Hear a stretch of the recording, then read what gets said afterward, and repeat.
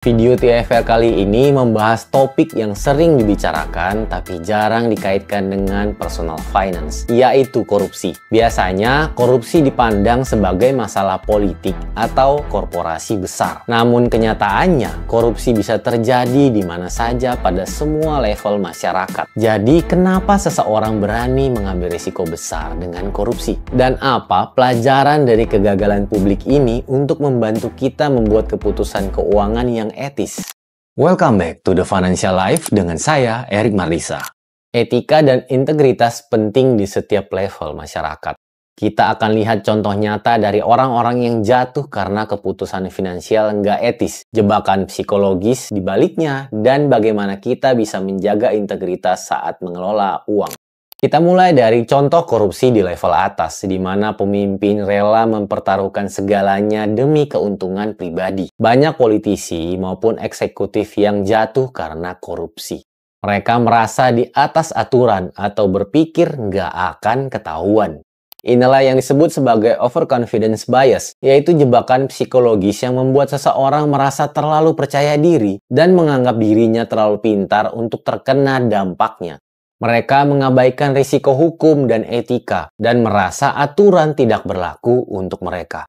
Kita bisa lihat dari contoh eksekutif perusahaan besar yang terlibat dalam skandal keuangan.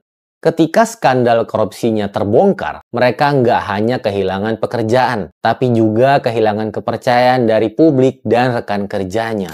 Sekarang kita bahas korupsi di level lebih rendah, seperti pejabat lokal atau polisi yang menyalahgunakan posisi demi keuntungan pribadi.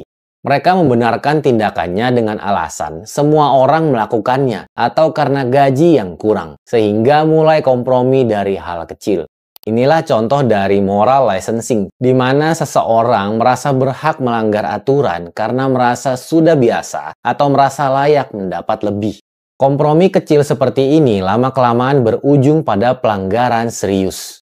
Kita sering mendengar kasus pejabat lokal atau polisi yang terlibat suap. Awalnya mungkin kecil, tapi lama-lama jadi kebiasaan. Ketika terbongkar, mereka menghadapi sanksi disiplin, kehilangan pekerjaan, dan reputasi. Korupsi juga terjadi di tingkat paling bawah, seperti petugas layanan yang menerima hadiah kecil atau uang pelicin untuk mempercepat layanannya. Mereka mungkin merasa ini hal kecil, tapi inilah yang merusak integritas dan berujung pada konsekuensi serius. Ini juga disebut sebagai slippery slope effect. Terjadi ketika tindakan nggak etis kecil berkembang jadi kebiasaan buruk.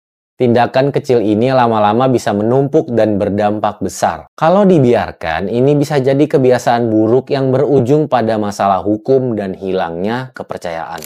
Integritas adalah fondasi kesuksesan finansial. Tanpa integritas, pelanggaran kecil bisa berkembang jadi tindakan besar yang merusak reputasi, relationship, dan stabilitas keuangan. Kesuksesan finansial dibangun atas dasar kepercayaan. Berkompromi dengan etika demi keuntungan sementara seringkali berakhir mahal di masa depan.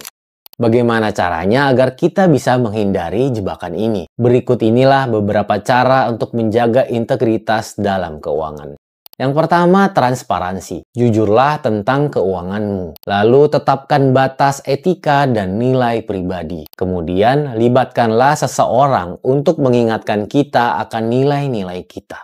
Integritas memang nggak selalu mudah, tapi inilah yang membawa keamanan finansial sejati.